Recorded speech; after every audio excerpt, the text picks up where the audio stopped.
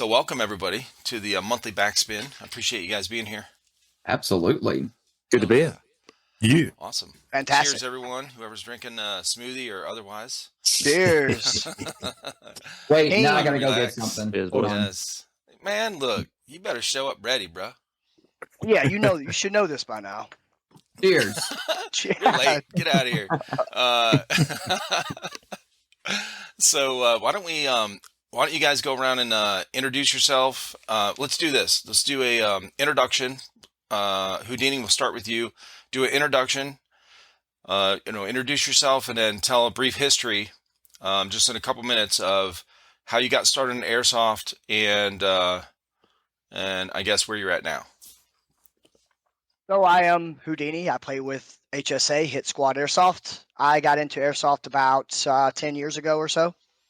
Started off with Springers, got into the more the higher end HPA type stuff now. But what got me into it is one I would definitely say prior to the military in my younger years, I played a lot of paintball. I played that for about 6 years or so. Got into it pretty heavy. Got into the military doing some, like learning some sweep and clears and all the cool shit they teach you. And that just kind of translated into Airsoft. When I got out of the military, I seen it, picked it up, loved it immediately, and just never dropped it, man. I mean, that's pretty much the gist of it. And now you do Speedsoft, right? Like, I do, tournament play? mostly. I've done some outdoor. That's actually where I started, was outdoor. Got into the whole indoor speed QB type scene.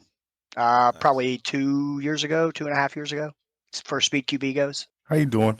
King Lobo, captain of FTA, Flawless Technique Airsoft out here in upstate New York. I don't know how long I've been in Airsoft for, more than like 5 years. Got into it because a buddy kept bugging me. He came up here to Rochester Airsoft. I was like, fuck, I'll go try it out. Went there and been hooked ever since. From indoor, Milsons to speed comps. I do it all. Mr. Mustang. Hey, boys. My name's James Bailey, otherwise known as Kicking Mustang on YouTube. I found Airsoft in 2010. I was in a pretty low point in my life. I had been a financial futures trader for the best part of my adult life, and I was caught up in a financial scandal, and I was taking people to court to try and get money back that had been stolen from me, my life savings in a trading account. And I met somebody through the court battle I was going through. I went over to his house. His sons were having a Nerf party. We discovered two of these lads had brought these BB guns, or what we thought were BB guns, confiscated them from them. You can't be going shooting each other with these BB guns. And after a few glasses of wine, we discovered that they were actually this thing called Airsoft, and we could shoot each other with them. And I was hooked. And here we are, 12 years later, through a very low point in my life. I found something that kind of got me hooked on something new. And I didn't really expect it to happen, never planned for it to happen. And in 2016, I think it was, my brother won a GoPro in a competition. He wasn't using it, so I pinched it off him and thought I was pretty good at this ghillie sniping thing.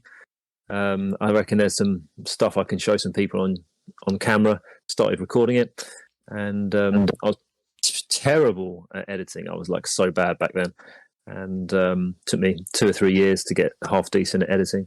And here I am. I've got 2 million subscribers on YouTube. Causing trouble. Yeah, man. So 2 million subscribers on YouTube. I saw you just like a couple months ago, just hit that, right? And then are you do you have the most subscribers as far as a Airsoft player on YouTube or an Airsoft channel? No, I think there's a couple with more subscribers. Like Novridge has got 4 million. I think Silos got 5 million, 5.5 million something. But last year I had the most views. In 2022 I had last year I had 500 million views. 95% of those were obviously males, so that's about 1/8 of the entire male population of planet Earth saw my videos last year, which is mind blowing. So, That's amazing. I know. That's where I am in my life right now. Yeah, just If it's any consolation, I watch more of yours than the other two. So thanks. Yeah. we're part of that billion views that's there. Well, you've got a really good. Appreciate that. Well, you definitely have learned the editing thing, you've got that down, because the voiceover with your music and stuff, it's really, really engaging. Like, you don't want to stop watching it until you get that hit. And I love, in the middle of your some of your videos, you'll point out somebody that's yelling at you or freaking out because you shot them. And you're like, yeah, I'm going to use that guy later for clickbait.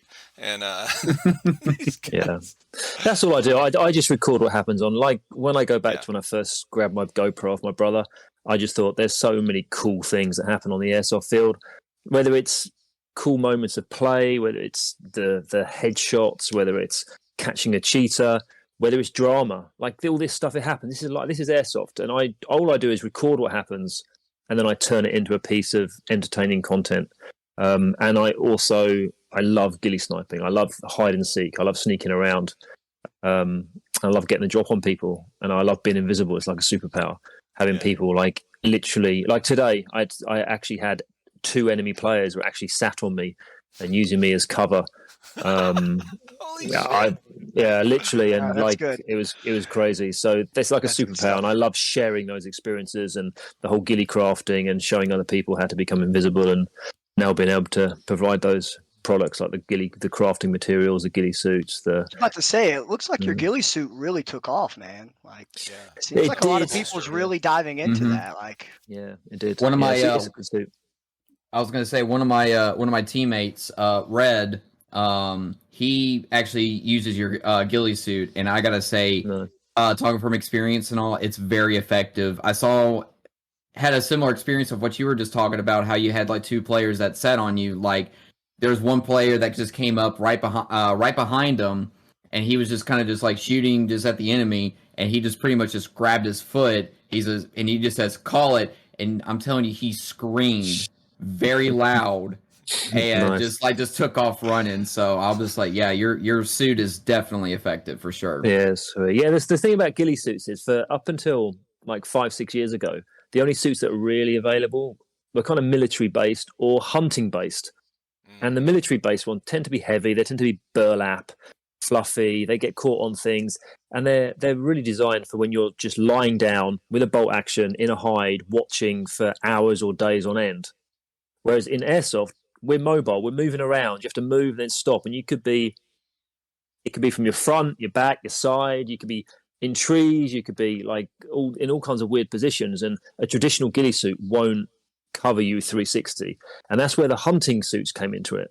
But the hunting suits, those leaf suits, they weren't strong enough, and often the colors weren't perfect, and you weren't able to craft them because the materials would tear too easily. And that's where my KMCS Kicking Mustang concealment system comes in. It's really strong mesh, breathable, lightweight, you can run around, and it provides that 360 concealment. And so that's where the whole thing came from, really, out of need. Now, how long did it take for you to actually create the Kicking Mustang suit? Like, how long for it to be able to, like, as soon as you drew the idea versus like the launch, like how long did it take for you to actually make that into a reality?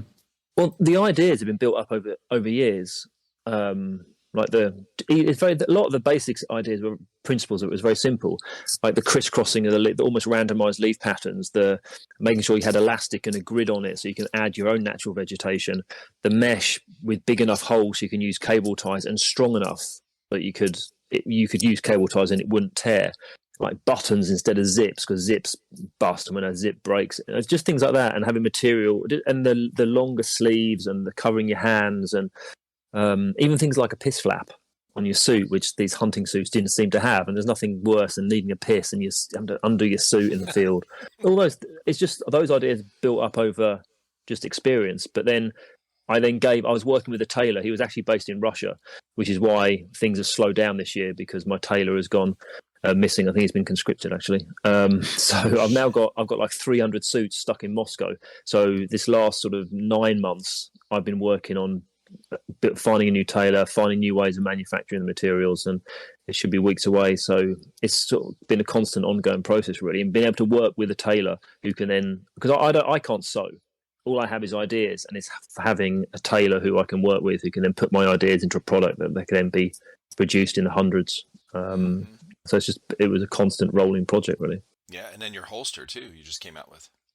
Yeah, no, the holster idea, the hide holster, that's been something that's been I've used for probably close to 10 years, having a cross draw holster, which when you're ghillie sniping in the real steel world, in the military, there's not really any need for a cross draw holster when you're out there operating in the field, whether you're a sniper or a rifleman. You don't need a cross draw holster. But when you're ghillie sniping in airsoft, when you're lying down and you've got your rifle in front of you a lot of the time, this motion of pulling out a pistol, because we've got to use pistols in the real world, in the real military, you don't need a pistol when you're sniping. You've probably got an M4, you drag your sniper with you in a drag bag. But in airsoft, you've got your sniper and you've got a sidearm.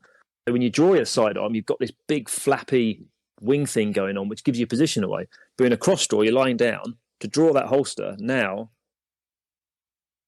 there's no movement. You can't be seen. So this cross draw has been a thing that I've used for a long time, but there's not been anything on the market. And the MK23 pistol, which we all use, is a massive, it's as big as a Desert Eagle, and there's nothing else on the market. With the big suppressor, you can't holster it. So I worked with a UK company called Deadly Customs, who does Kydex holsters, very high quality. Spoke with them, put my ideas to them.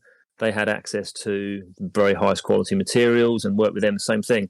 I can't mold Kydex. I can't cut Kevlar weave material. I haven't got a laser cutter, but they have. So I worked with them, just gave them the ideas, drew it all up, did some prototypes, tested it in the field, and now I'm working with Deadly Customs who make them for me. And yeah, that's how it sort of happens, really. OT, do you want to intro yourself a little bit? Yeah, I guess I can do that real quick. Flynn on here right now. Yeah. Yeah. So hello, I'm MysterOT. I've been playing airsoft for about 16 years now, and I started off with backyard battles and all that. Then started taking a break from it, just kind of go airsoft in between throughout the years. But I started taking airsoft a little bit more seriously for the past 4 years. Started doing YouTube, and we're actually getting close to 1,000 subs on my channel right now. So for the 2 years I've been doing, thank you. And for doing it for 2 years and just seeing it grow naturally the way I wanted to see, I love it. And especially with gauging with awesome people in the community, I just see how awesome it is. And so it's been my therapy, and I enjoy doing it. So, what sort of content are you putting on your YouTube channel? So right now I'm doing gameplays, and I try to do reviews every now and then. But mainly I like capturing the true spirit of airsoft and how silly it can be, because don't get me wrong, I love the badass moments. I love the everything about it, but I don't think that people really capture the true spirit, and it's just everybody just really being themselves, because this is an escape from our reality that we deal with, and we could just truly get to be ourselves. So I like capturing that moment of everybody, the lighthearted, the wholesomeness of it, and just and of course doing this whole airsoft tour that me and Hell Yeah Airsoft are doing.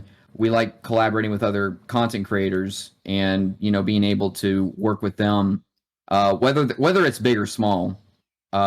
We just like to give them to showcase them, just showing that people in the community are truly looking after for each other, and just really we want this community to grow. And that's what the primary focus of this tour is, to continue for the upcoming content creators, or even people like yourself, James, to we all work together to to be the next generation for airsofters to look up to, and stuff like that, and for them to grow.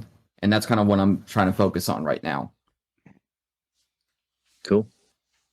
Oh yeah. Hey, what is the you got your bowling pin back there? Didn't you just get that this weekend?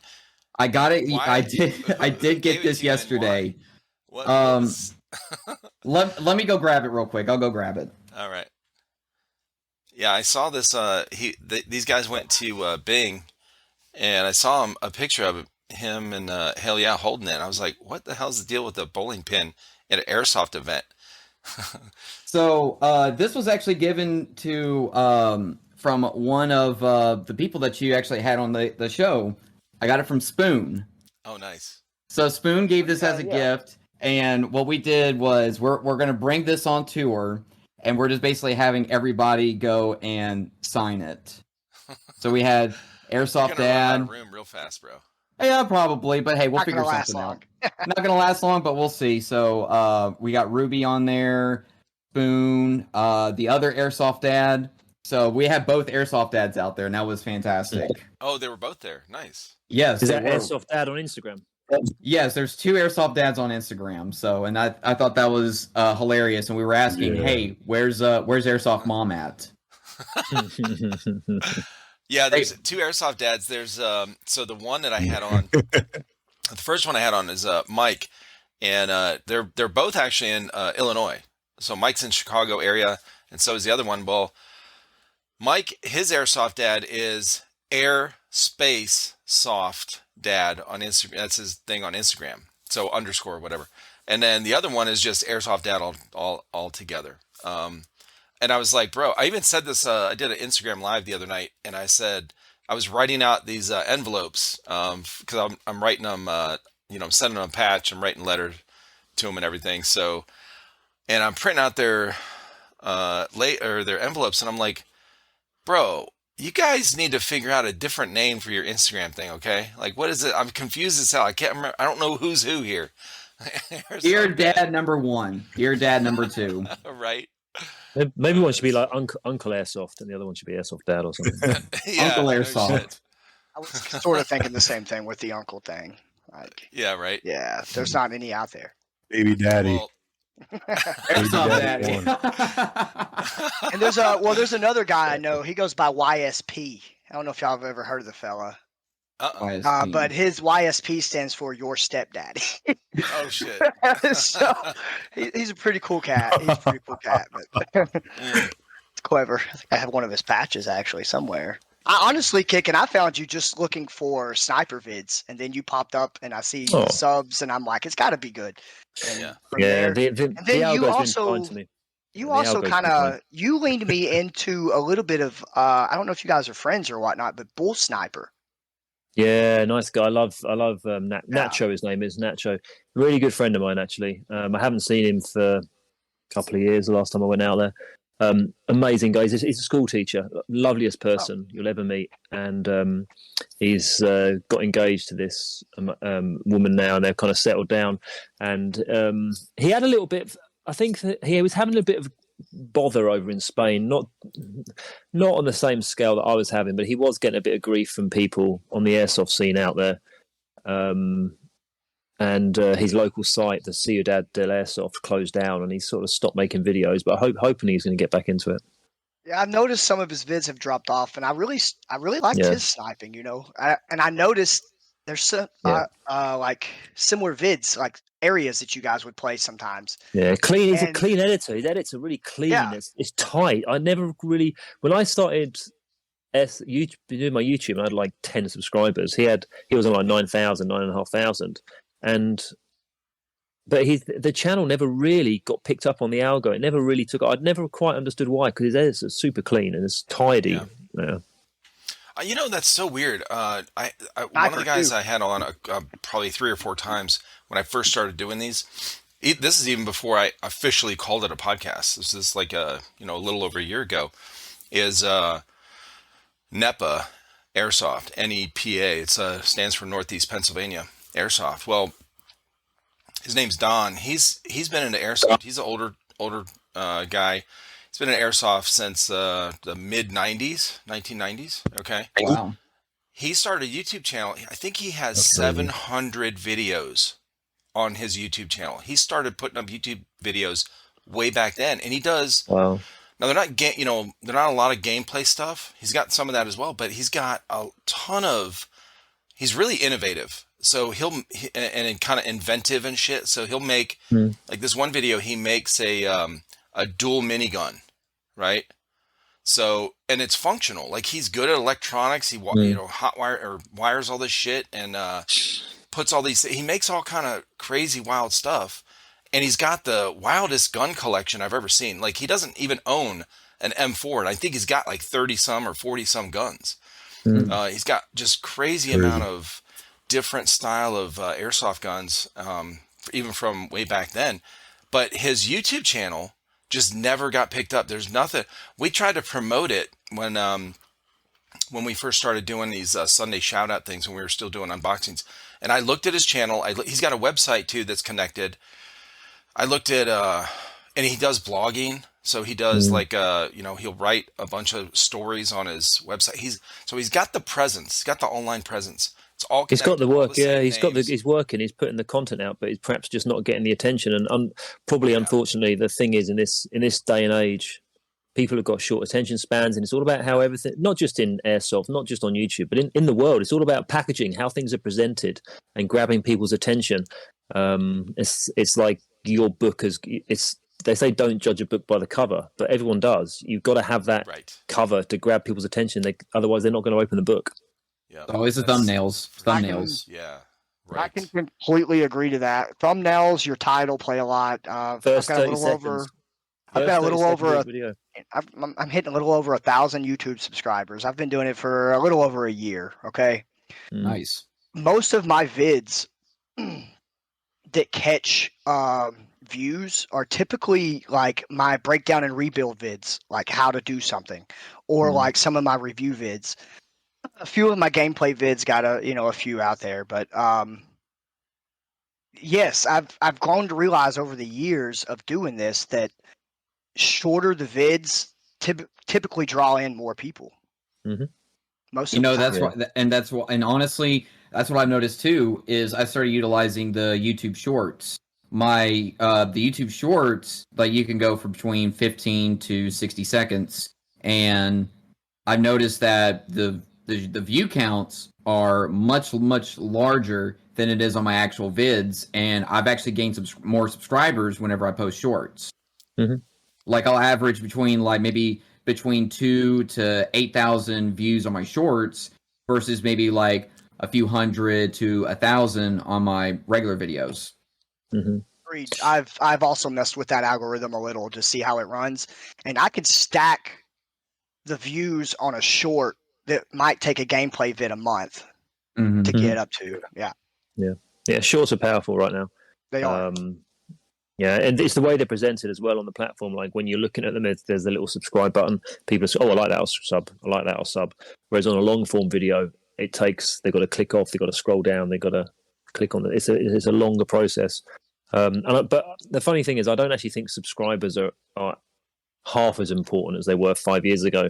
Because even if you're subscribed to a channel, if you don't watch the videos, or you don't watch all of the video, even if you click on it and watch it, and if it's a mate of yours and you're subscribed to it, they're like the worst. Like here's the worst thing you can do if you've got a YouTube channel and you want to grow it.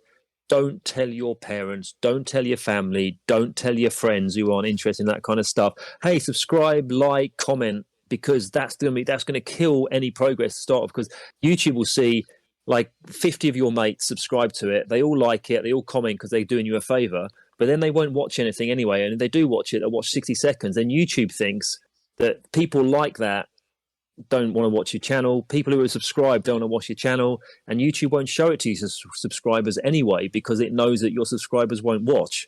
So honestly, if you were doing a YouTube channel, don't tell your mates about it. Don't tell anyone, and just you've got to get people.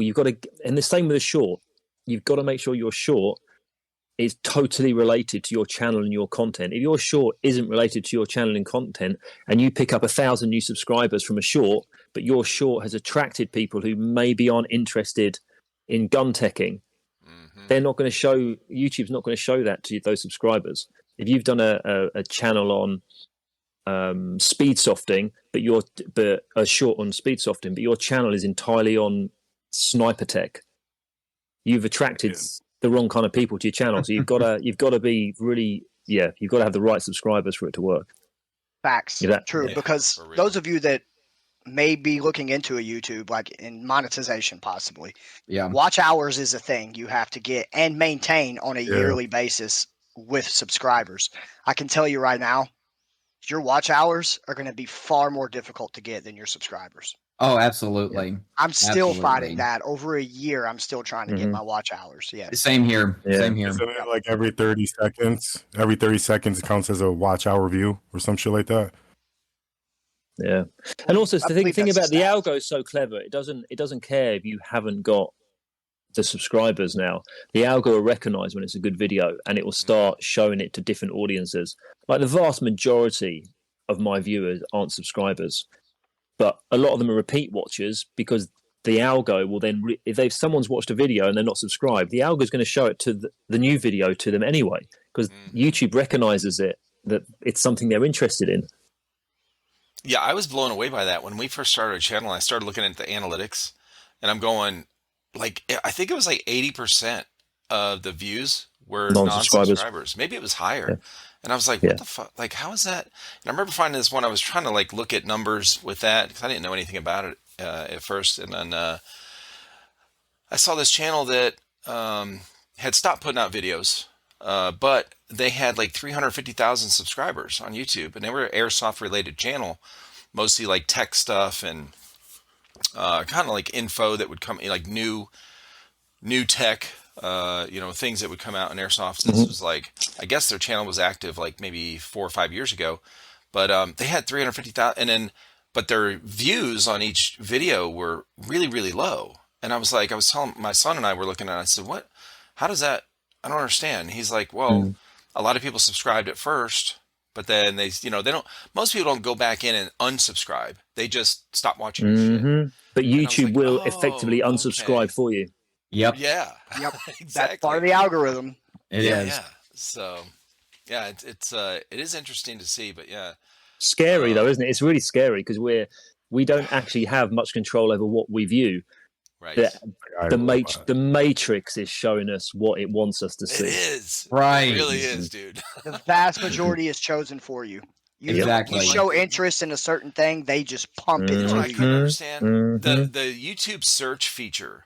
Now it's a lot better now, more recently. But 3 years ago when we started a channel, I would like somebody I would talk with or meet on our Discord or something, like, yeah, I have a YouTube channel, and I'm searching the name of their YouTube channel. It was the search feature on YouTube just not long ago was really, really dumb. And I don't mean that derogatory. I mean that, like, literally, it was a dumb search engine. And I'm going, they're fucking owned by Google. How? I don't understand. It's much better now. It's much better. Hey, one of you guys doing tech videos? Yeah, so if you're doing tech videos, here's a little. So you guys are doing tech videos. Lobo's got one or two out. So I do like shorts are really being pumped, right? Do little tech videos, but if you do the shorts, do short tech videos. But when you do the shorts, make sure you get your hashtag. You make sure you tag it with the right. So if you're doing, I don't know, like a maple leaf upgrade video on a barrel, make sure you get your shorts with your maple leaf with your right tags in it, because when people are searching on Google, those shorts are going to show up in Google really high up in the search engines. So even though you might not get the initial views, what you will get, we go back to those specifics. You want the right people to watch. Google will send the right people to those shorts, and if those right people watch your shorts, it's then going to show them the long form videos, and then Google and YouTube will then start seeing these are the same kind of people we want them to watch, and they'll start then showing it to like the people who are like those people who are consuming those shorts. So when you're doing shorts, just make sure you get it tagged up properly and make sure you get it searchable in Google. A fantastic insight. Thanks. Yeah. So something I haven't really played with that really much. So is there a place you can go to look up like the best hashtags for or how to tag a video or even description? So I'll put it like this, because like I do agree, because I use hashtag like hashtags on every single one of my videos, whether it's my shorts or full length videos. There is a quote unquote hashtag generator app, and I use this when I was in the music scene and to help promote artists and all that. So I would use this to promote on Instagram, and I plugged in that algorithm from the music side over to YouTube, and that's how I started generating a lot more viewers and subscribers and all that. So there's a generator that just kind of gives you the right, I guess, hashtags to utilize. Now, I don't know if I have to use this have to change up every single time, but I just pretty much plugged in the same hashtags like in every single one of my airsoft related videos, and I just plugged it onto the description, and it just seems to work for me, I guess. So I guess I'm more Neanderthal on that. I straight have a list of Like one hashtags too. because most of my stuff is typically based around the same thing. So I have a set of hashtags that I typically use frequently. I copy and paste those to a document, and then each video just copy and paste it, type thing. But same here. So I feel you Yeah. on that. little I only use Neanderthal. I do the same thing. Yeah, I only hashtags. I don't even think I use hashtags, to be honest. I do tags, but I think the algo now is so clever that it, on the long form videos especially, it will listen to what you're saying. It will listen to the words you're saying anyway. So if you're doing a tech video on Maple Leaf barrel upgrades, it will hear you say Maple Leaf. It will hear you say Airsoft. It will hear you say upgrade this. You'll improve this. It will hear those sort of things. Yeah. I'm not sure it's quite so clever on the shorts. I don't know. It's just my hunch on that. But I've actually gone the other way now. Quite interestingly, like my advice to an upcoming channel would be get specific, put down in the the tag, not just hashtags, the that's right. the actual tags. The actual I tags would on the name, video. the headline. Right. I would make sure you got your description.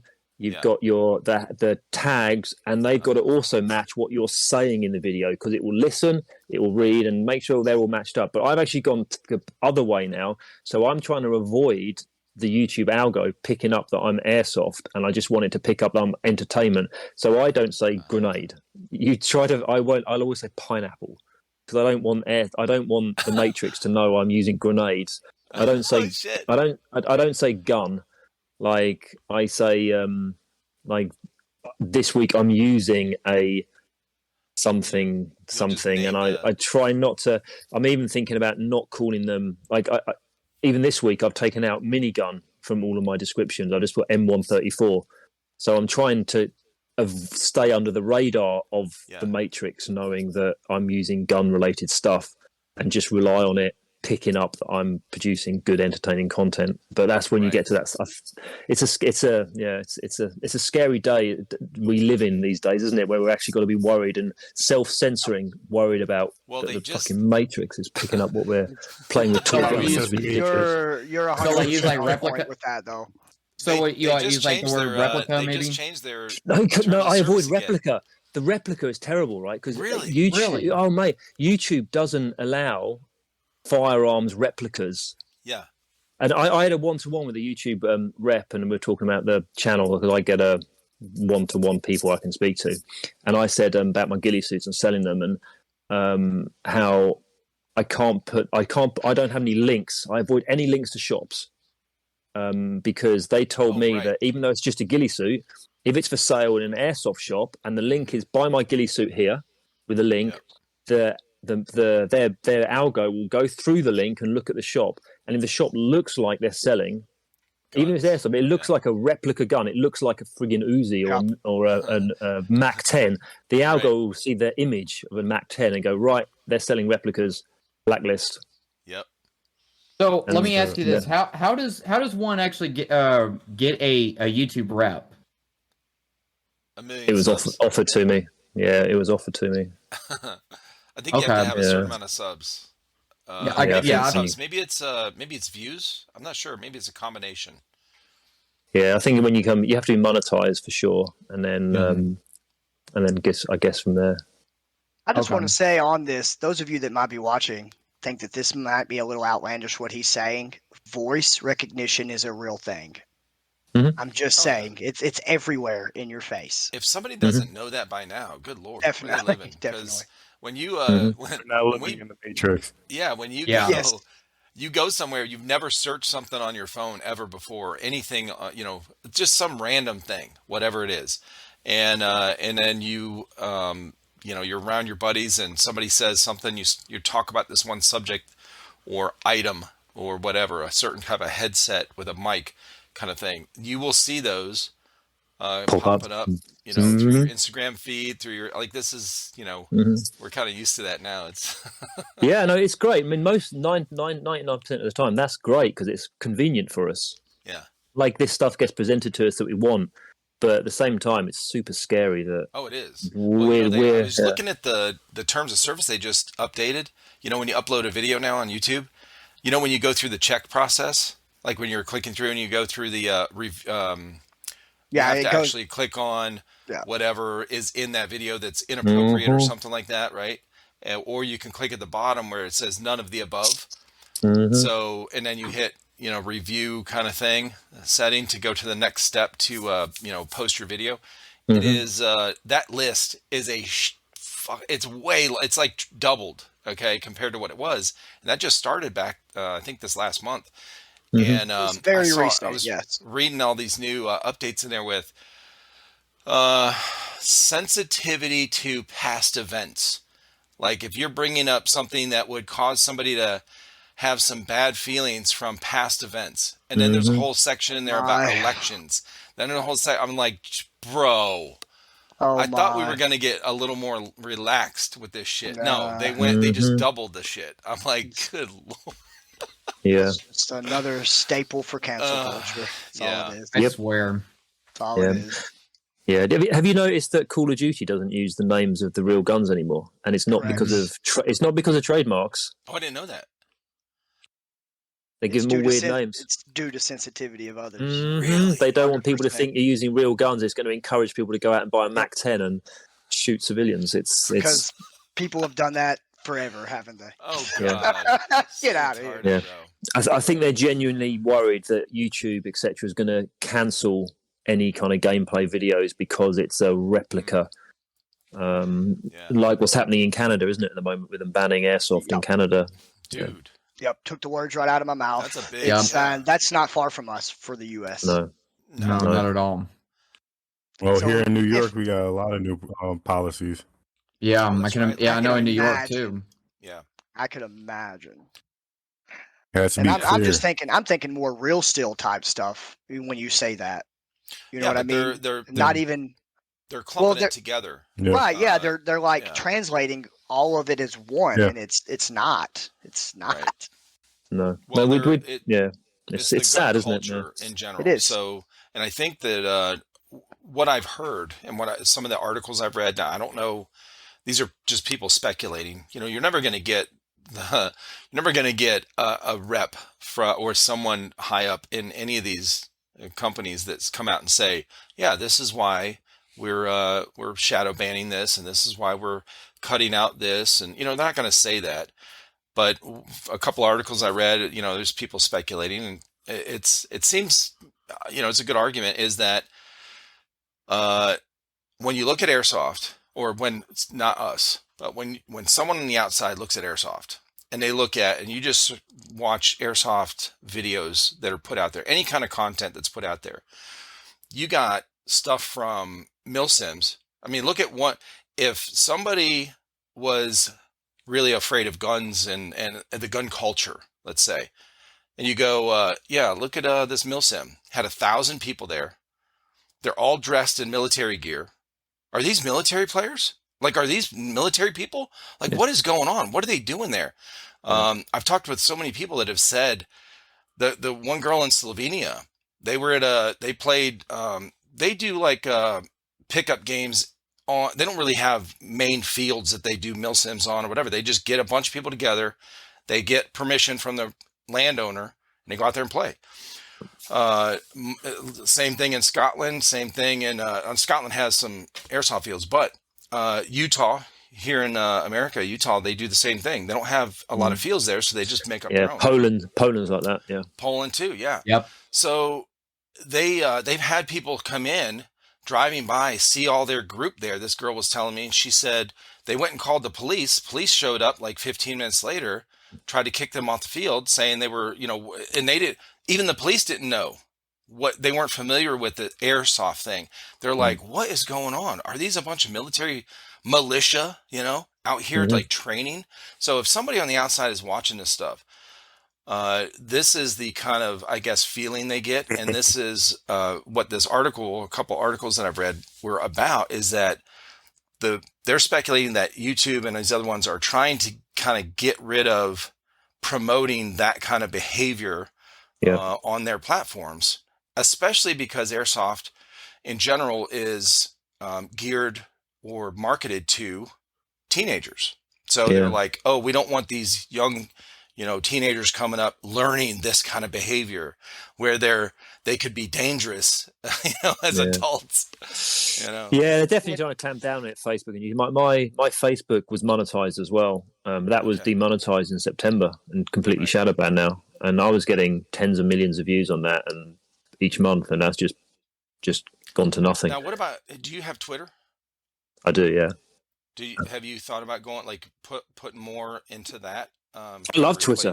Yeah, I love Twitter. I just love Twitter because I kind of speak my mind a little bit on that, and I express other interests as well on there. I probably talk about stuff that's not particularly interesting to most airsofters. I do follow your Twitter account, so I see this. A lot of the posts that you do, and but it seems like what I've heard is since Musk took over, it's like a lot of these accounts that were shadow banned are starting to grow again organically. Do you think they're going to do video on Twitter like properly? Probably will. That's a good question. I don't know. I don't know. I don't. If they did that, tell you. if they utilize videos like basically if almost the same as YouTube on a big platform like Twitter. Right. Like I would totally make the transition over to Twitter if YouTube keeps on doing this BS and everything. I would totally transition over there. Are you guys on Rumble? Yes, I love Rumble. Yeah. I think I'm the only airsoft channel that's got any. I think I have the most videos on Rumble as far as airsoft, unless somebody like yourself. Oh no, I don't post on Rumble, but I definitely view a lot on Rumble. Do you find Rumble? What is Rumble? A phenomenal, it's like YouTube. Probably one of the few real free speech. Yeah. Very free speech, very open. It's YouTube, but it's much more open. Yeah. You don't get the hammer ban on you. I haven't. Like you will. I don't think I've uploaded a video on there since I think for about a year. I stopped doing it. It was really difficult to remember to do all of them, all these different posts and platforms. But I was at the beginning when I first switched over. When I would post a video on YouTube, I would as soon as I'm right when I'm done, I'm posting on Rumble. Same thing. Yeah, I do post the odd video on Rumble, but I don't get any organic sort of traction on there naturally. I think what I see of Rumble, it's much more important to have the subscribers on there. Gotcha. And your subscribers all get shown exactly what you're doing. You get notifications, and okay. I think now that I know you're on there, I might have to look you up. Yeah. Thanks, absolutely. What I see on Rumble is like pet videos. Yeah, it's this funny platform, isn't it? I think it could be potential on there if YouTube clamps down, but I think so too. Spotify might have to look it up. Video as well. So really, I think Joe Rogan. I think that I think his podcast pushed that. Well, not push. I don't know if he pushed it, but I think because of his YouTube stuff doesn't get it gets taken down or it gets whatever because of the stuff he talks about on there with people. I think maybe that was a big push for Spotify to do video. So now you can do video on Spotify as well. Yeah. YouTube's got a monopoly, hasn't it? That's for sure. It needs breaking. Yes, certainly. Well, let's go into the next thing real quick. It's the wheel of BBs. So when we first started this, just to give you guys a kind of a history on this. When MysterOT is when him and I were doing a podcast a few months ago, towards the end of the podcast, he said, "Hey man, I have a suggestion about," and this was his suggestion, was this format right here, where we have a handful of guests on. Him and I are co-hosts together, and we just kind of throw some. We do this intro, we'll talk about some shit, and then we do this wheel of BBs, and then which have some I guess categories of topics to talk about. And then we'll wrap up with rapid fire questions. So I've modified a couple things for the wheel of BBs and for especially the rapid fire questions, because at first we thought we would do some rapid fire questions that would spark some kind of a interesting conversation and whatever really quickly, right? Like just one word answers, and then when everyone's done, we kind of talk about, just kind of banter back and forth. Mhm. So You mind if I take half a second here and throw in your website? I think Yeah, this go is ahead. awesome, man. Oh, okay. Erock recently showed me his website. It's trifectaairsoft.com. If you guys are interested, you can literally go in here and book dates to be part of the podcast. And it's Oh, wow. fantastic. It shows you dates available, times, and whatnot. So this is pretty cool, man. I've yet to see a podcast do this. So that's Right. definitely a leg up on Epic. your end. So I just wanted to give that a shout. I think that's Oh, awesome. Well, I Nice. appreciate it, man. I'll go through it real quick, actually, since you brought it up. So when Houdini jumped on, he was talking about it, trying to get his mic together, and I said, "Well, get in here, and I'll walk you through how to, set up some of this stuff, whatever." This is a very common thing. People, most people I talk with on here, they're not familiar with, all the ins and outs of Discord. I wasn't either when I first started doing these. I had to learn all these different settings and things. So I'll help people in the first 5-10 minutes kind of get their audio set up, choose their mic, choose their input and output kind of shit, whatever. So so I was really used to that, just like somebody had to show me. Well, anyway, so when we got in here, I said, "Hey, you're in a different time zone. I need somebody to test this for me. I needed a guinea pig." So I just came out this added a feature onto my website, which is calendar, booking thing. Let me share my screen real quick. Whoops.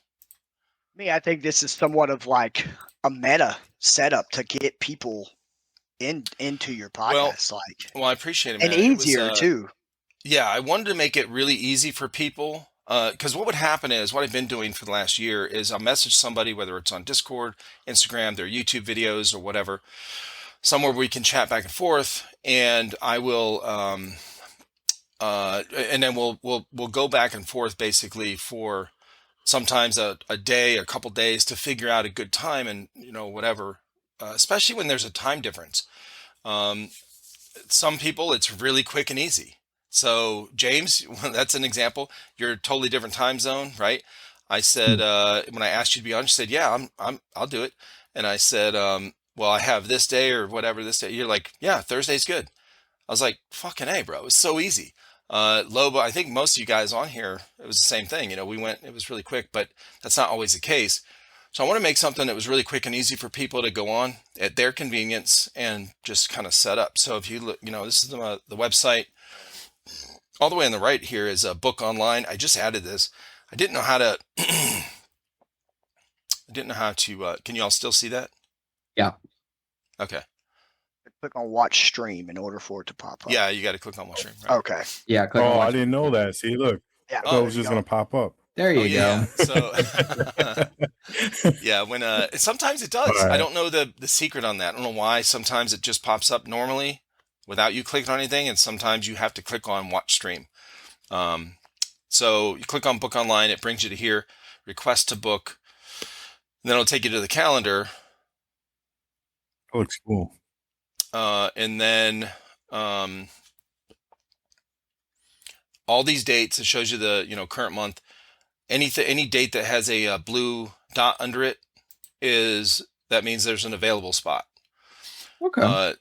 Now what's going to show what you guys are going to see right now, since I'm using it from my computer, is my current time zone. So this is 7 p.m. Eastern time. Now, what I had Lobo do, or what I had Houdini do, and this is what I needed, was somebody to go in from a different time zone and look at it and tell me what they're seeing. Because when I go through the preview process, when I built this or when I added this feature on here, it doesn't allow me to use a different time zone to see, to see what it looks like. So I wanted to make sure that somebody in a different time zone would see their time. So when Houdini went in, this 7 o'clock time for me, he's an hour behind me. It actually shows up on the website as 6 p.m. for him. So I wanted to make sure that that was accurate. But and that's how we ended up talking about this thing anyway. So somebody can click on there, click on that, and then just highlight it, whatever, request a book, and then it takes you to a form that you can fill out. Your name, your Discord name, your Instagram name, and then if you have a YouTube channel, and then a little bit about yourself if you want. And then there's some things about like basic audio setup, just little things like that. And then you can fill all that out and then hit the button. So anyway, I Nice. wanted to, That's pretty cool when you're out. Thanks, man. It's fantastic. I wanted to add Yeah. that, kind of streamline the process, because 2 weeks before Christmas, I started putting out, releasing 5 podcasts a week. So Monday through Friday. I was only going to do that for 3 weeks. I was going to do the week of Christmas, then the week after, a couple weeks after, like while the kids were off school, basically. Okay. Yeah. Everyone's shut down for Christmas and New Year's. So I thought, well, I have enough people. I'll just go ahead and do that. So I didn't plan on keep doing it. Okay. Because putting out 5 a week is, it's a lot.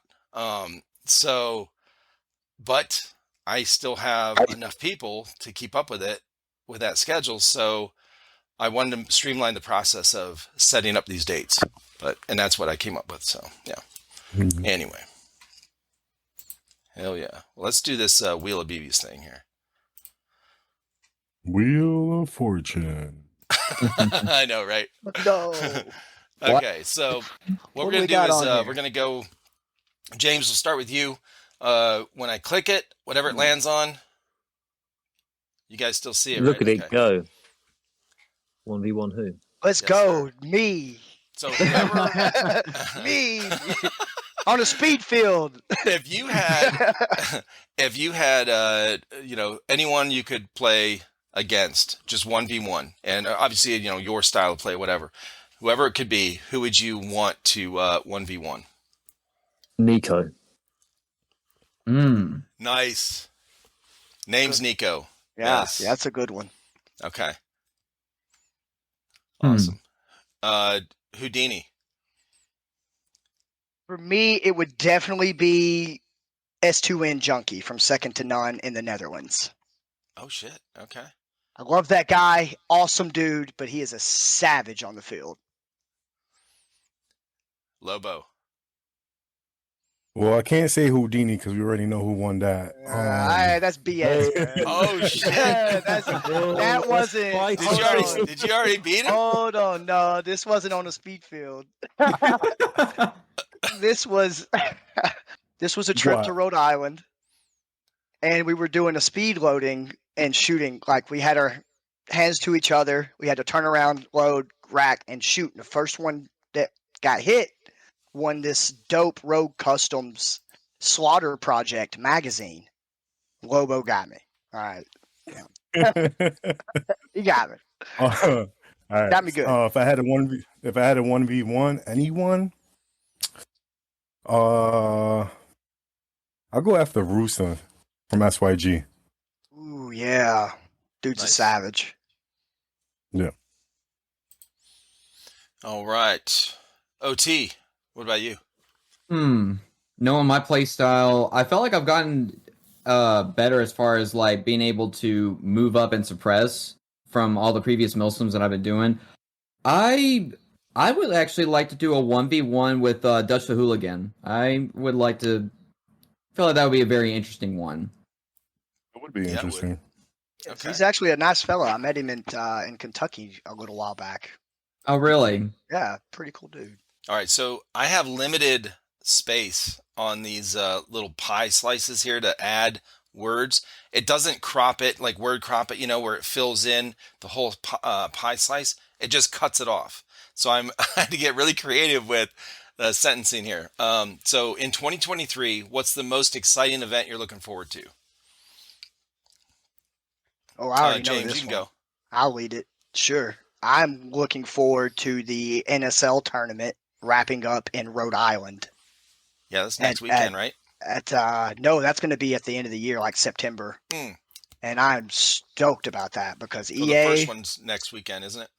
Yes, this coming Right? weekend at Shot Zone. Yeah. Yeah. So we'll be going Are to you that. sure Well, it's in September? I'm pretty sure. I'll have to look at the dates, but I know EA Fest is around September, and that's typically where they Yeah. like to hold a lot of their like main big events. No, the reason why I say that, because if you look at the CSL schedule, they have Friday, Saturday, and Sunday on EA. So I guess I have to look it up, but I believe it's closer to the end of the year, but it's not anytime soon. But I'm definitely looking forward to that. I think it's going to be insane. And Lobo can test. Extreme Airsoft in Rhode Island is like it's amazing. It's just amazing. Super Bowl. Simply said, yeah. I got a video about it called the Super Bowl of Fields. It's fantastic. Yeah. Lobo, what's yours? I can't wait for the next EA Fest. It's the one time of the year that, like Houdini, I get to see people I only talk to on the Instagram. 3-day event. You know, go down there to shoot the shit. This time, definitely playing some more tournaments. You know, not do as much as the vendoring thing, but I want to play in the field a little bit more. Nice. Nice. Mr. Mustang? I would say probably going back to Johannesburg in South Africa for the Airsoft X event, followed by the old Kempton Park Hospital. Airsoft X event this year, I believe. Last year we inserted by helicopter. This year, I believe, me and Nico are being parachuted into the game behind enemy lines, skydiving. What? So hopefully you'll get to see me in my ghillie suit. That's dope. Yeah. Dude. Have you ever been skydiving before or parachuting? No, I'm trying not to Oh my think about God. it. I'm trying not to think about it. Bro, I don't want to talk about it. I'm just going to do it. You're going to love it. You're going to You can love do it. You're going See me to in a love ghillie it. suit. You're Holy going shit, to love it. there's a bush falling through the sky. That'll be me. And then, You're going to love it, dude. Yeah. And I don't then think the you're going to be weekend able after. to jump with the ghillie suit on, man. I don't know. I No, think you you're gonna have to put- jump with the ghillie suit on, bro. No, Yeah, the ghillie dude. suit. It's going to be in the ghillie suit. Yeah. Oh my God. Because Yourself I jumping think off? we're actually parachuting into the game. Yeah. The parachute also has to be gillied as well. Like just It's skydiving. I presume, at least I hope it's going to be tandem, but I think we're going to be parachuting into the game. We'll see what happens. You've and got then plenty of time. You've I got believe- plenty of time. You can go take lessons. It only. I was I about think it to only say. takes. It's well, I don't know about in the UK, but it only Right. takes a couple of jumps on with the tandem and Yeah. a couple of classes, and then you can jump on your own. Yeah, like Yeah, I know in yeah. the US you do it like that, and you pay like Right. $2,000, and you're certified to jump on your own. Right. Dude. Like yeah, nice. it's phenomenal. no. You'll love it. You'll love it and hate it because you'll never experience another adrenaline rush like it. Yeah, Ever. it should be. I'm looking forward to it. And then, but I'm actually more looking forward to yourself the. coming down. Oh god, yeah, it'll all be in the gameplay. Phenomenal. Yeah, definitely want but to see the event at the hospital the weekend after though is probably what I'm more looking forward to. It's a 9-story abandoned 3-building hospital in Johannesburg, and it's just the most incredible place. And the rules there, like the rules are limited, shall we say? So there's like if there's windows or broken or locked doors, like players will just smash through windows and like go through the doors, and it's crazy. Like there's South broken Africa, glass. and yeah, all everywhere. buddy. That's Yeah, the so outdoor let's kind go, of for gameplay real. I would love to do. It's mental. Like Let's go, Man, it's worth let's it. do it. Honestly, if you're going to go to one, if you're going to travel somewhere in the world, go to play at the hospital in Johannesburg. It's literally a 9-story tall building. There's 3 That's buildings. insane. It's mental. That is insane. Yeah, Oh, That I gets me kind of envy you. excited. Kind of envy you for that. That sounds so fun. yeah, it's Yeah. crazy. All right. Let's go. Let's spin it again. it looks like we got somebody in here. There we go. dream location. Yeah, that's all right. We'll Yeah, I noticed someone hopped in. Yeah. yeah, Yeah. gamers. Okay. Gamers, if you can hear us, we're doing it. Yeah, there it goes. We're doing a podcast, bro. So this one is a dream location. This is if you could pick anywhere on the planet to play, where are you playing? Well, it doesn't have to be an airsoft field. Mm. Well, I'm going to say Johannesburg now because that sounds hella It's sick. fun. That Yeah, sounds it's sick. hella Just took fun. my answer. That sounds awesome. Yeah, it's sick. What about that? You know the place in the James Bond movie, that sort of weird island place with all the skyscrapers. Is that near China or Hong Kong? You know the one where it's got the one where James Bond is interrogated by the ex MI6 agent. He's tied to the handcuffed to the chair, and the agent's gay. Do you remember that one? That film? Which one was that? God, I can't remember the name of it. Quantum of Solace, maybe. Oh, okay. I know exactly what you're talking about. Yeah, I think that is in Hong Kong. Yeah, and it's got the woman who he has to shoot the drink off the woman's head using the antique pistol. That location would be epic. Right. You know what's funny? Well, I would just want to play in the castle. A castle. Yeah, I was An going to actual say castle. Come to France. Come to France. There's a location in France with castles, and then Mhm. Dubai, like India. That'd be Bro, fun. they've got some crazy looking, like the way their buildings are set up in some of those areas look insane. Hold on, you got a castle in France to play in? Yeah. Have you seen? What? It's called the Bear's. It's called the Bear's Head, and it's in.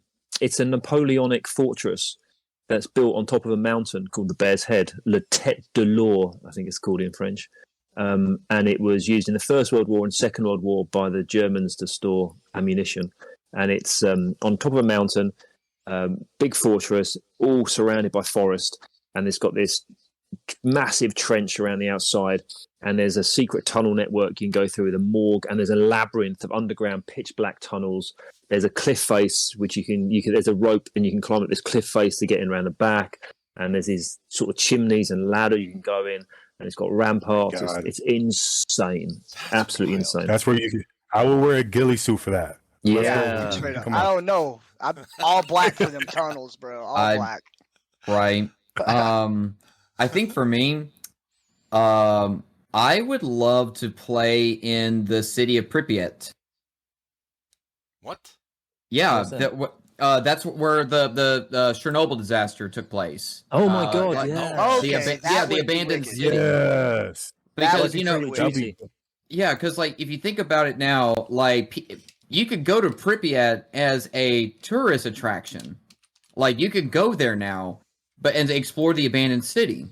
So That looks nasty. Oh, it's open now. You can go back. Okay. Yeah, you could go into the city of Pripyat, and like I feel like that would be like that is my dream place. Like I will like empty my savings account and my 401k just to go to and play. 401k. Exactly. I have to. I think that's the best field. All the possible fields we've all chosen. I think that one is the one that gets it. That's pretty. Yeah. Okay. Y'all can go there, and then come back and tell me about it. Okay. Because with my third eye, I'm gonna come back with the third eye. Mutant zombies. Okay. Yeah. Believe it or not, I've been actually looking up articles recently. The radiation in Pripyat, even though it is still present, it is died down dramatically. Yeah. It has died down dramatically since. If it makes me taller, I'll go. Well, how tall are you? I'm 5'5". Oh my lord! I'm pretty short. Yeah. Marines like short people. I don't know. He's not that short. Yeah. I think I'll come back. He's gonna be 5'9". He'd be like, "Let's go." Let's go. I think I'll take my own Geiger counter. Right. Yeah, I agree with that. I'm not the kind of person who trusts what is told by the authorities, so I'll. No shit, right? Yeah. I'm going to take one to find the toxic areas. So hopefully I can get taller. You know how those things work, though. Okay, you've seen enough movies. Yeah, you'll get taller, but it's like one leg is grows 2 feet and the other one's short still. Okay, well, I'm standing on the long leg, bro.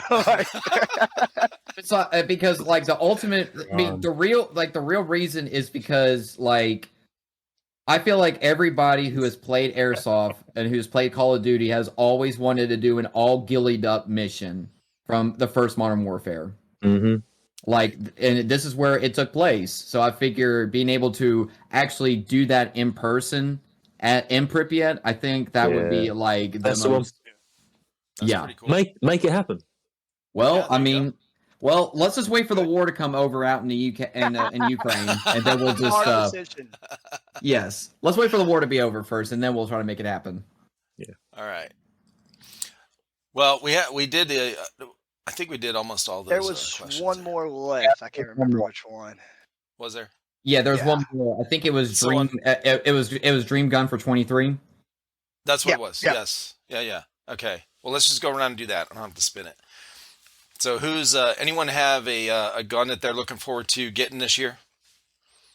Yes, actually. Let's hear it. So a little unfortunate situation actually yesterday when I got back from Bing Field. One of my guns got stolen at the field.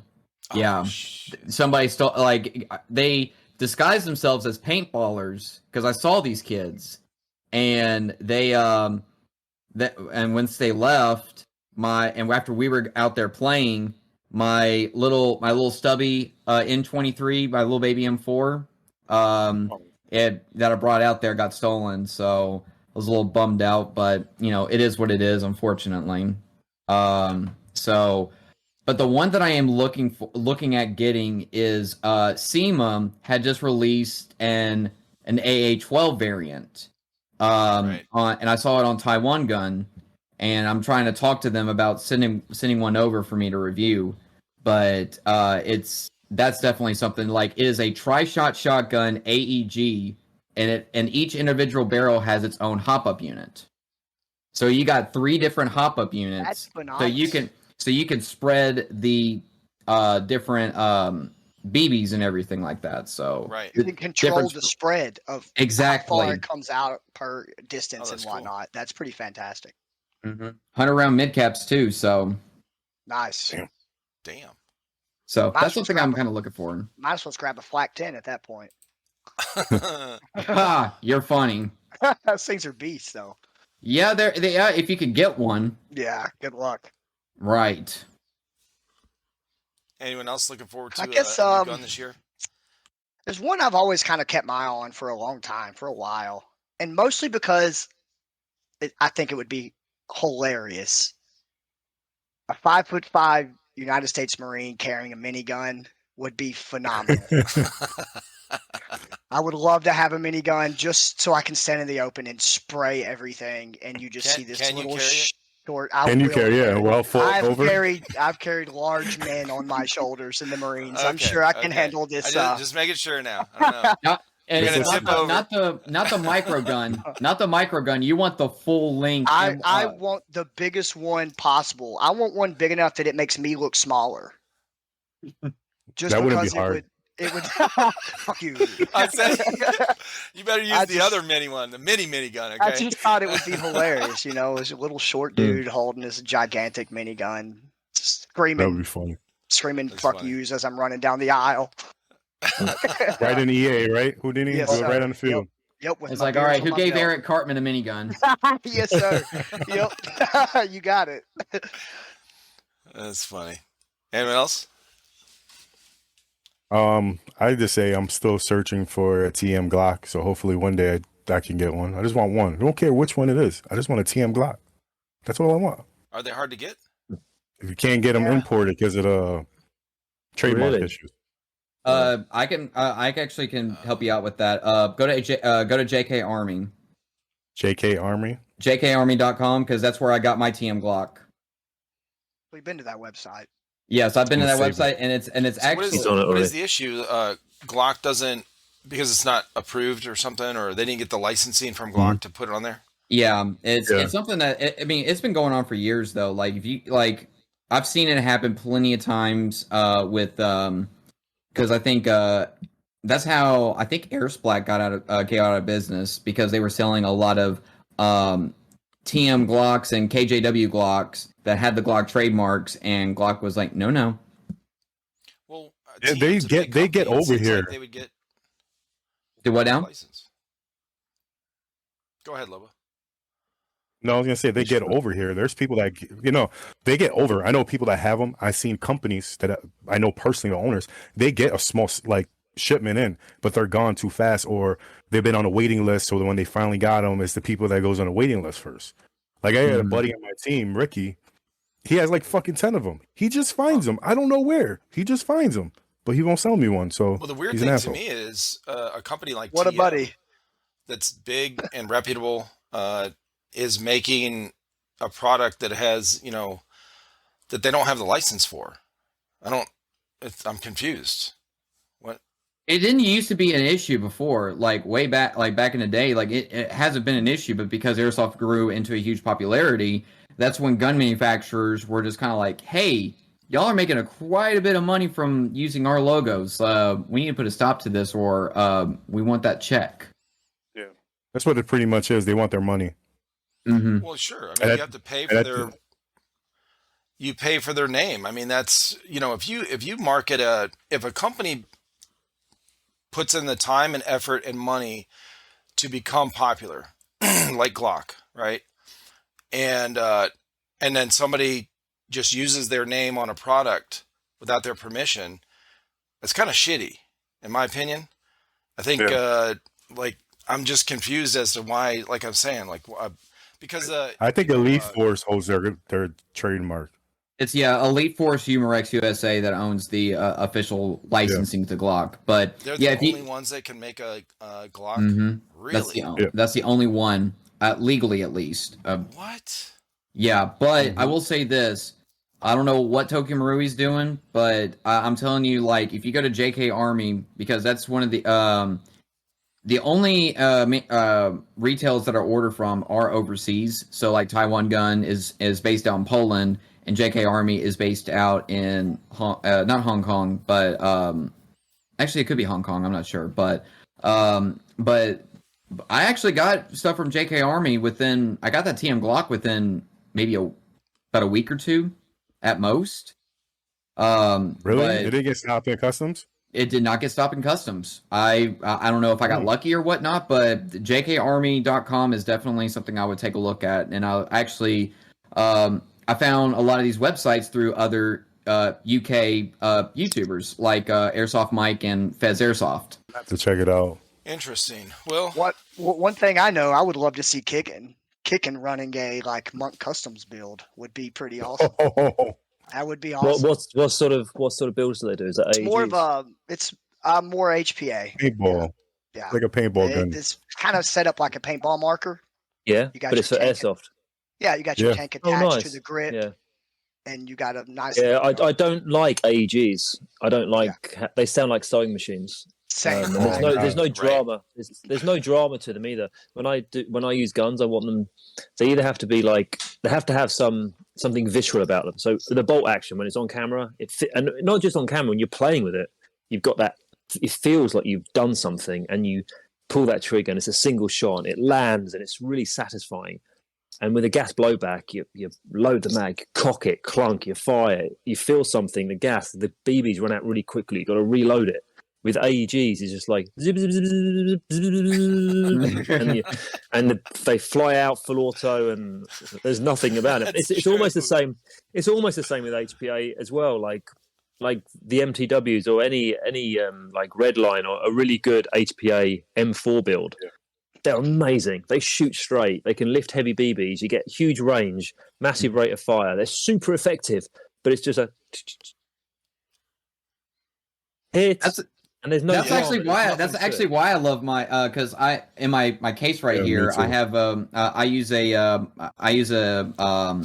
have a Wolverine Inferno Spartan Gen 2 edition, and I've upgraded it from my Polar Star. And I absolutely love it. I just love the quietness of it. But aren't they so perfect? They're quiet. They shoot straight. Everything is just perfect, but there's no drama. There's no excitement. Drama. He wants a drama. It's all. I feel you 100% on that. I like just being able I want the drama to be when they take the hit. That's the drama that I want.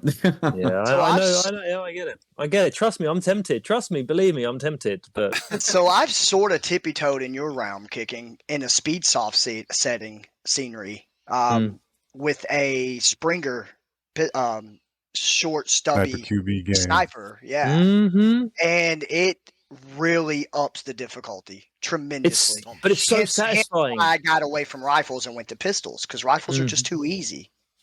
Pistols make it a little more.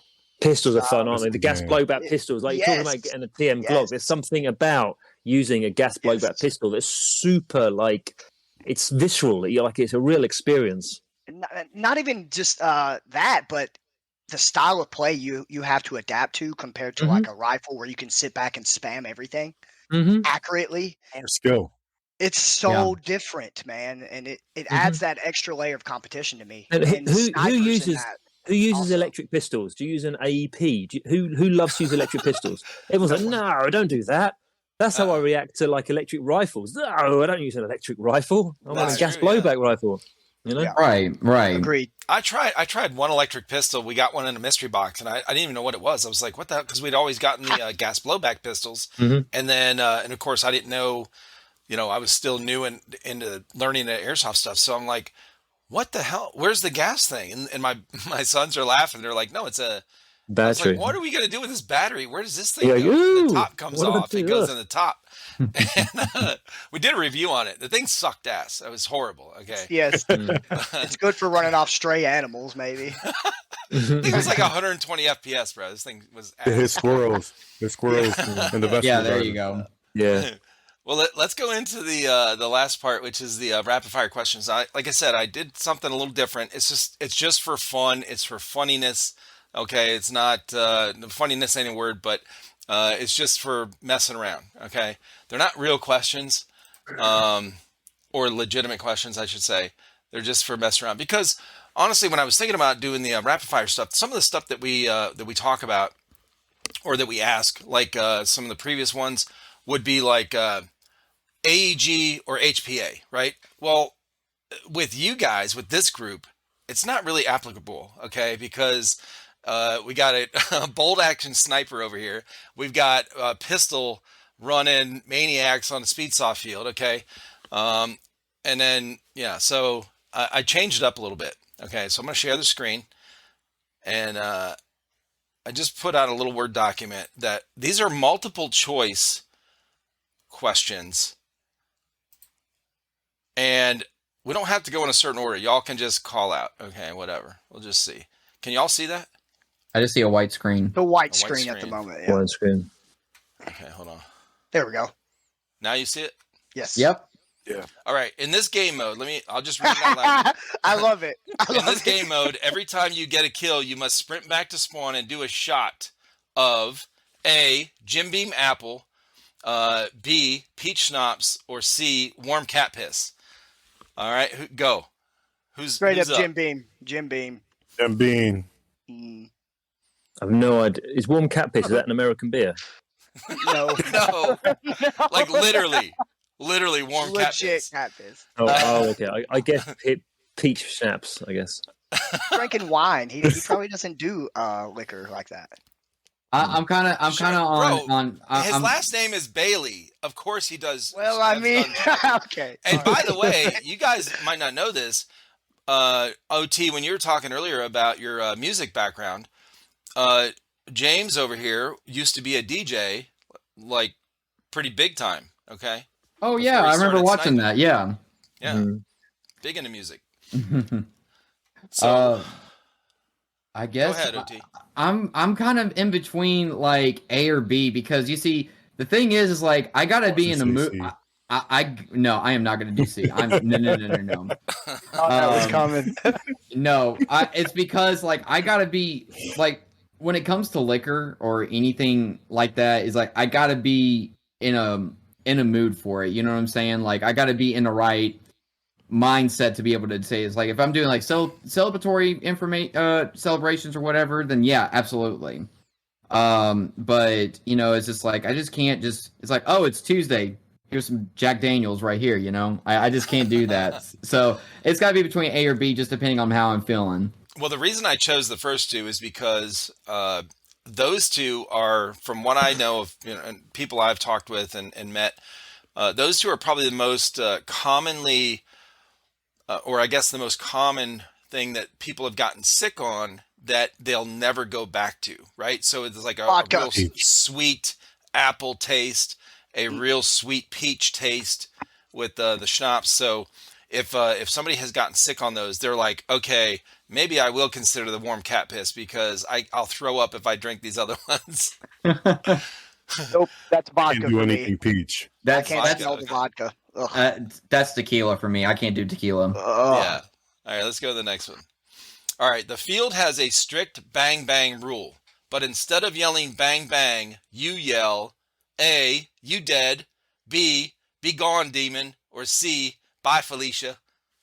Bye, Felicia. Bye, That's Felicia. totally a begone demon for me. Can I add one? Add one. Go ahead. All right. I want to go up to somebody and just say Marco, and if they say Polo, I would love for them. And if they say Polo, I want to give him a patch. But if he just gets up and goes, then just like, all right, I'm out. I don't play at fields with bang bang rules, so it'll be none of the above.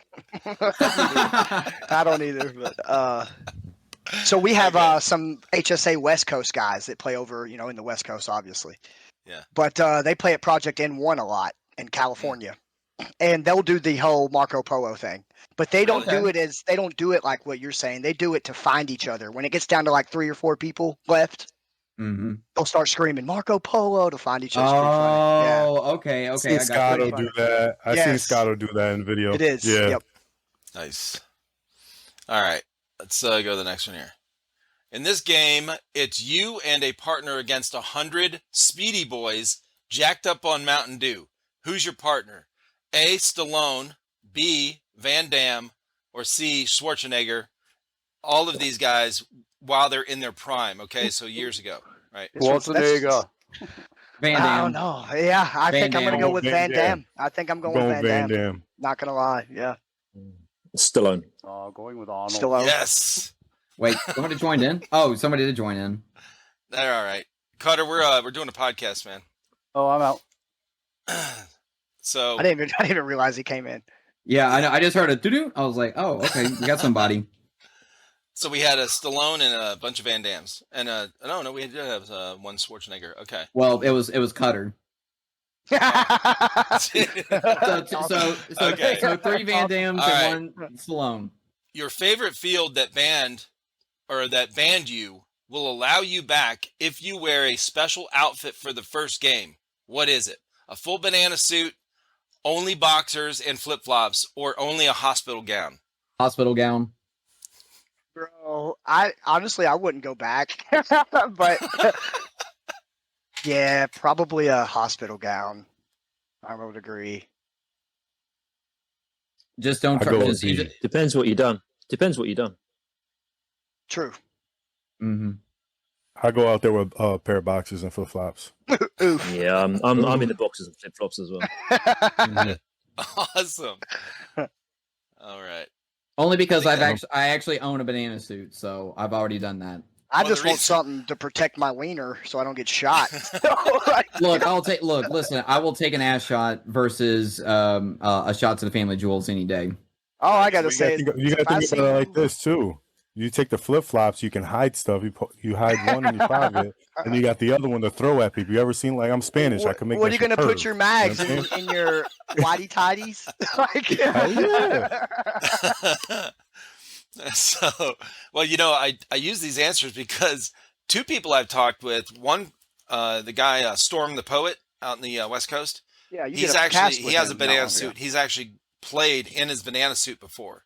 And then this other couple I talked with, the guy, they actually started they're the ones that started the website milsimfinder.com, and he used to play paintball before he's like professionally, but he went out for open play for paintball, and he was so confident in his skills against the other team that he only wore his boxers and his shoes to play paintball. Oh my god. So, No, sir. Nope. and he said, Nah, not I said, well, paintball. how many welts Nope. did you have? He said he didn't get shot that day. I was like, come on now. He'd probably He was just Neo. kind of He just was Neo. laid He back. dodged the bullets. Okay. Maybe I should try that out there, like just in the summer, put boxers on and flip flops and cover myself in mud like Arnie in Predator. Like Rambo. Yeah, there you go. Yeah. You It's pop gotta out be of the in, mud wall. It's got to be KMCS spec though. That's too see through. They'll shoot everything but that area because they can't see it. Yeah. Well, listen, guys, I appreciate everyone being on. It's been really cool having you guys on and as a group and talking with y'all and going over some of the stuff. So I had a lot of fun. I appreciate y'all. Well, Yeah, it's been really cool. well, before we go, we got to pick the next guest. Yes. Oh yeah, we do. I forgot about that. Yes. Is it? OT, Does it got to be you- somebody that's been on this podcast? It does. Yeah, Yes, so- someone who has been on here before. Yeah, OT, tell them what to do there real quick, and then we'll Yeah, wrap so it up. so I'll pretty much just somebody who has been on the podcast.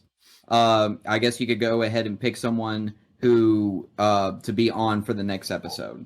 Yep. So Houdini, who do you pick for the next episode? As much as I would love to pick an HSA member, love my guys, but I've been running with this dude for a very long time, way before HSA, and it would be _ Pumbaa. Oh, Pumbaa. That's Yes. my Pumbaa. guy. Love that All guy. right. Awesome dude. Okay. Good. All right. What about you, Mustang? Who do you pick? Have you had Nico on? I have not. I reached out to him a long time ago, but I think on Instagram, like if you don't follow somebody back, you don't They see won't their see it. message. It goes to Well, request. you may not have had Nico on before, but I think you should have Nico on, and I'm going to go and tell him to send you a message. Thank you. I would love that. That would be Awesome. that'd be kind of cool. Like we could have Nico on as a surprise guest on a monthly backspin. So and then you could do a follow up interview with him just 1-on-1. What do you think? Yeah, that'd be cool. All I'd right. love him on here. Hell yeah. What about you, Lobo?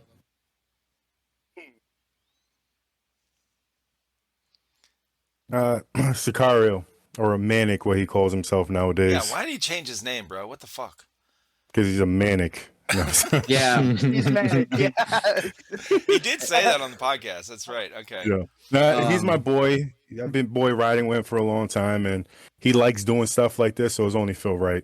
I don't want to be the shitty captain and be like, "Oh, you didn't pick me," but you know. So. Well, great, thanks. I'm the captain of HSA. You kind of made me feel a little shitty there. Yeah, bro. Yeah, but Who was your boy? You used to run with Praetorians. Which is Praetorians. what That Phil was on my now, so- original squad. Yeah. Right. So that makes sense. Well, I guess because GreenWolf wasn't able to make it, and we'll save him for another episode. But I would like to bring I'll bring Spoon Airsoft in here. Hell yeah. Okay. Yeah, because he obviously gave me the bowling pin, Right. so I would love to have Spoon Airsoft back on for a monthly backspin episode. Awesome. That'd be great. Perfect. All right, we got our list for the next, and I we'll gotta say, Nico's the reason I got an MP7, by the way. Oh shit. Okay. Yeah, I love my MP7. Just saying. Nice. All right, guys. Good. Well, any Well, parting thanks for having me. thoughts? Yeah. Absolutely, thanks it for was. having me. Yeah, it was a lot of fun. And Houdini, I actually just found out that you're also a Tennessee native as well. I am, yes, sir. I live in Middle Tennessee. Well, I'm in Memphis, right? Oh, you're a few hours, but not that far. About 3 hours, yeah. Because my majority of my teammates is in Middle Tennessee. I'm part of Ludus Rag, so So I've totally played with people in your squad at Nashville Airsoft. yes, absolutely. Magic And, Rob, What was it? What's that other outdoor? Something Carcon, Carcon. Hellhounds. Hellhounds. Yeah. Yes, so we'll definitely have to link up for sure, and I got to get you a Goon Squad tour patch and a collaborator patch for sure. Totes. I'm down. Hey, I'm in Tennessee too. Well, come on, man. Psych. I would love to be able to meet up with you guys. Like, I know Mustang. It's I don't know whenever you want to come back to the States, but if you do, I would love to be able to link up and do a Nice. collaboration with you in the future, if possible. That'd be cool. Yeah. I'd love Yeah, to that get you on sounds a cool, man. speed field, bro. Yeah, let's do it. Let's bring Yeah, these I in would the love to future. see you Yeah, on a first. speed field. I think you would get so hooked. Yeah, I'll I give Oh, it he's a gonna go. convert you, James. Okay, he's gonna convert you. See what happens. See what happens.